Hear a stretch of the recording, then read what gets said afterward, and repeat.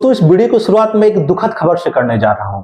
जी हां दोस्तों, कतर की एक अदालत ने पूर्व 8 भारतीय नौसैनिकों को फांसी की सजा सुनाई है। हालांकि फांसी की सजा कतर के निचली अदालतों ने सुनाई है और अभी भी भारतीय लोगों के पास वो भारतीय जिन्हें फांसी की सजा सुनाई गई है, इसके अलावा भारत सरकार के पास भी ऊपरी अदालतों में अपील करने का विकल्प बचा हुआ है। लेकिन इस फैसले ने जो भारत सरकार जो ये कहती है कि हम विश्व शक्ति हैं या हम जो भारतीय ये मानते हैं कि हम विश्व गुरु बनने की ओर अग्रसर हैं, ये फैसले और ये सूचनाएं कहीं ना कहीं हमारे उन बातों पे एक बड़ा सवालिया निशान लगा रही है। हालांकि दोस्तों इस बात में भी एक बड़ी सच्चाई है कि कतर की अदालतें अभी भी जो मध्ययुगीन अदालतें हैं उन्हीं की तरह व्यवहार करती है और ये जो अदालतें हैं वो अभी भी वहां के सत्ता के हुक्मरानों के इशारे पे चलती है। ये अदालतें भारत की अदालतों के जैसे स्वतंत्र तरीके से व्यवहार नहीं कर रही है। इतना ही नहीं दोस्तों, कतर पे कई सारे आरोप ये भी लगाए जाते हैं कि वो अंतर्राष्ट्रीय संधियों का पालन भी ठीक से नहीं करता है, वियना के अंतर्राष्ट्रीय समझौते का पालन ठीक से नहीं करता है और जो दो देशों के बीच संधियां हो रही हैं उनका भी पालन वो ठीक से नहीं करता है। क्योंकि अंतर्राष्ट्रीय समझौते के तहत एक देश जब दूसरे देशों के नागरिकों को मृत्युदंड देता है या कोई सजा सुनाने का प्रावधान करता है तो कहीं ना कहीं उसे पहले से उस देश को यह सूचना देनी पड़ती है, उसे काउंसिलर एक्सेस देना पड़ता है और कई सारी सुविधाएं देनी पड़ती है। लेकिन कतर उन संधियों का पालन बिल्कुल भी नहीं करता है। कुछ ही सालों पहले कतर में एक नेपाली नागरिक को मौत की सजा सुनाई गई और जब तक नेपाल की एम्बेसी को यह पता चल पाता तब तक उस नागरिक को मौत की सजा दे दी गई। तो निश्चित रूप से कतर के कई सारे व्यवहारों पर अंतर्राष्ट्रीय विशेषज्ञों ने कई सारे सवालिया निशान लगाए हैं। अब हम सबसे पहले इस बात को समझें कि कतर में भारत के लगभग 8 लाख नागरिक रहते हैं और ये काफी बड़ी संख्या है क्योंकि कतर एक छोटा देश है और 8 लाख भारतीय नागरिकों के रहने से भारत सरकार काफी इस बात को लेकर के भी चिंतित रहती है कि हम वो जो 8 लाख नागरिक हैं उनकी सुरक्षा का प्रावधान हम ठीक से कर पाए। दोस्तों मैं पहले ये बता दूं कि कतर से भारत सरकार के रिश्ते ठीक ठाक हैं। ठीक ठाक मतलब बहुत अच्छे नहीं है और बहुत खराब भी नहीं है। कतर को हम अपना मित्र देश ही मानते हैं बट रिश्ते उतने अच्छे नहीं हैं जितने यूएई और अन्य जो मध्य एशिया के देश हैं उनके साथ है। लेकिन अब सवाल ये उठता है कि जब भारत सरकार को यह बात पहले से ही पता थी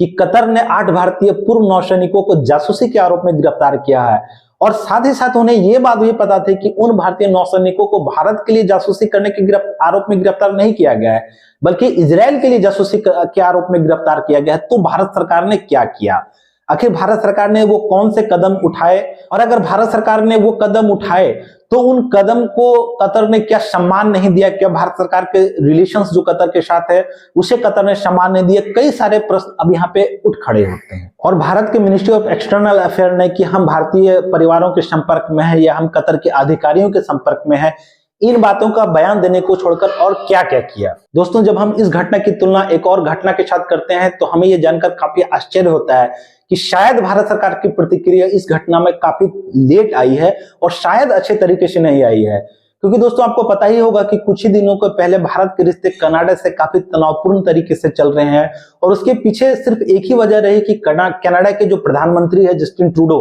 उन्होंने खुले मंच पे ये एक बात कह दी थी कि कनाडा के एक नागरिक की हत्या में भारत सरकार के एजेंटों के हाथ होने के प्रमाण होने की संभावना हमें प्रतीत होती है। लेकिन इस घटना के बाद भारतीय सरकार ने इस बात को काफी गंभीरता से लिया और इतनी गंभीरता से लिया कि कनाडा के 41 भारतीय राजनयिकों को भारत को छोड़कर जाने का आदेश सुना दिया। नहीं, हर अंतर्राष्ट्रीय मंच से कनाडा पे इतना कूटनीतिक प्रेशर भारत सरकार ने बनाया कि शायद कनाडा के प्रधानमंत्री जो है जस्टिन ट्रूडो, वो कहीं ना कहीं जाकर छिप गए और वो दोबारा इस बात पे अब बयान देने के पहले शायद 100 बार सोचेंगे। भारत सरकार ने इस जानकारी के बाद क्या किया, ये बात भी अभी मीडिया में बिल्कुल नहीं आ पाई है कि भारत सरकार ने कौन कौन से प्रयत्न किए। दोस्तों यहाँ पे मैं एक और बात आपको बताना चाहूंगा कि कतर ऑयल से काफी संपन्न देश है और इस कारण कतर काफी अमीर देश है और इसी के कारण काफी सारे आतंकवादी संगठनों को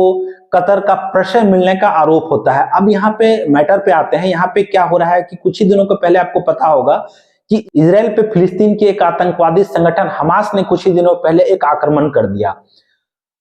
अब सवाल ये उठता है कि फिलिस्तीन के पास इतना पैसा कहां से आ रहा है या फिलिस्तीन के जो आतंकवादी संस्था है हमास, उनके पास इतना पैसा कहां से आ रहा है कि वो इजराइल जैसे देशों पे 5000 रॉकेटों के साथ आक्रमण कर देता है। बहुत सारे देश ये मानते हैं, बहुत सारी खुफिया संस्थाएं ये मानती है कि हमास का वित्त पोषण कतर जैसे देश कर रहे हैं, यानी कतर उसे फाइनेंशियल एड्स मुहैया करवा रहा है ताकि वो हथियार खरीद सके। भारत सरकार इजराइल पे आक्रमण होने के बाद इस घटना की आलोचना करने में से पहला देश था। शुरुआत में भारत सरकार ने इजराइल के प्रति अपना समर्थन जताया।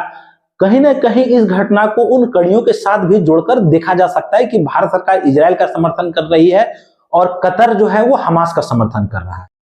लेकिन फिर भी इस घटना के बाद और इस घटना के पहले भी भारत सरकार की चुप्पी कई सारे सवाल पैदा कर रही है कि भारत सरकार आखिर इतनी चुप क्यों है और भारत सरकार ने उन कौन से डिप्लोमेटिक तरीकों का इस्तेमाल किया जिसे लेकर के उन 8 भारतीय नौसैनिकों को, जो हमारे वेटरन रह चुके हैं, नेवी वेटरन रह चुके हैं, उन्हें बचाया जा सकता था। क्योंकि वो जो 8 भारतीय नौसैनिक हैं वो कोई आम नागरिक नहीं है, उन्होंने भारतीय नेवी में अपनी सेवाएं दी है और उनमें से एक को तो भारत सरकार का जो एनआरआई के लिए जो सर्वश्रेष्ठ सम्मान होता है प्रवासी भारतीय सम्मान, तो उनमें से एक को प्रवासी भारतीय सम्मान भी दिया जा चुका है कि वो जो नौसैनिक हैं वो कतर में रहकर कतर की नौसेना को मदद करने में अपना योगदान दे रहे हैं। तो आखिर वो कौन सी बात हो गई कि वो नौसैनिक जो कतर में रहकर कतर की नौसेना को मजबूत बना रहा था, उसे कतर ने गिरफ्तार कर लिया और भारत सरकार ने इस मामले पे अपनी चुप्पी साध रखी है, वो ज्यादा कुछ भी बोलने से बचती नजर आ रही है। दोस्तों, अब ये सवाल उठता है कि अब आगे क्या? भारत सरकार के पास अब वो कौन से रास्ते हैं जिससे लेकर वो 8 भारतीय नौसैनिकों को कतर से छुड़वाकर भारत वापस ला सकता है? तो इसका सबसे पहला जवाब है, भारत सरकार के पास कतर की ऊपरी अदालतों में अपील का विकल्प बचा हुआ है। भारत सरकार कतर की ऊपरी अदालतों में अपील कर सकती है और वहां पे भारत के पक्ष में फैसले आने की अगर संभावना पैदा होती है तो वो नौसैनिक निश्चित रूप से अपने घर वापस लौट सकेंगे। जो दूसरा तरीका है वो कूटनीतिक रास्ता है, यानी कूटनीतिक तरीकों से भारत इतने सारे प्रेशर पैदा करे कतर पे कि कतर अब उन भारतीय नौसैनिकों को छोड़ने को बाध्य हो जाए। और जो तीसरा अंतिम और महत्वपूर्ण तरीका है वो है इंटरनेशनल कोर्ट ऑफ जस्टिस, जहां पे अगर 2 देशों के बीच गतिरोध पैदा होते हैं तो कोई भी देश मामले को लेकर के इंटरनेशनल कोर्ट ऑफ जस्टिस जा सकता है। भारत के एक नागरिक कुलभूषण जाधव को पाकिस्तान ने गिरफ्तार कर लिया था और इसे लेकर भारत आईसीजे में चला गया, यानी इंटरनेशनल कोर्ट ऑफ जस्टिस में चला गया और भारत ने अपने सर्वश्रेष्ठ वकील, जो one of the best lawyer माने जाते हैं भारत में, हरीश साल्वे, लोग ये बोलते हैं कि उनकी फीस एक बार बहस करने की 30 लाख रुपए है, उन्हें भारत सरकार की पैरवी करने के लिए आईसीजे में भेजा और हरीश साल्वे ने सिर्फ 1 रुपया लिया भारत सरकार के पक्ष में पैरवी करने के लिए और वो इंटरनेशनल कोर्ट ऑफ जस्टिस चले गए। दोस्तों, यहां भारत सरकार के पास उन 8 जिंदगियों को बचाने का सवाल है, उनके परिवारों को बचाने का सवाल है और सवाल कहीं ना कहीं भारत की साख पे भी है, क्योंकि अगर उन 8 भारतीय नागरिकों को कतर वाकई फांसी की सजा दे देता है तो भारत जो विश्व गुरु बनने का, विश्व शक्ति बनने की दुदुम्भी बजा रहा है, ये घटना उस पर एक बड़ा सवालिया निशान लगा देंगी। लेकिन हम ये मान के चलते हैं कि भारत सरकार अपना सर्वश्रेष्ठ